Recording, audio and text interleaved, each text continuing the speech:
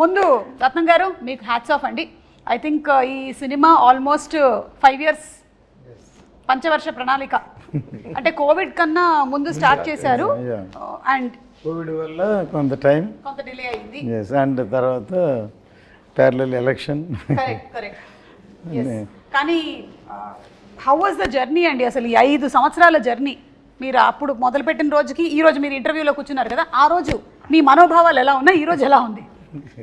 Actually ఈ first time it is a pan India film for Pawan Kalyan గారు. అంటే ఇంతవరకు తెలుగు తప్ప వేరే లాంగ్వేజ్కి అడుగు వెళ్ళి ఫస్ట్ టైం ఇది పాన్ ఇండియాకి వెళ్తుంది.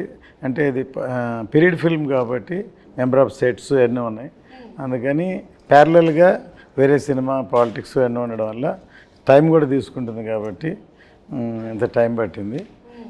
లేట్గా వచ్చినా లేటెస్ట్గా వస్తున్నారు. ట్రైలర్ చూస్తే తెలిసి ఉంటుంది, మీరు కూడా చూసి ఉంటారు ఐ థింక్.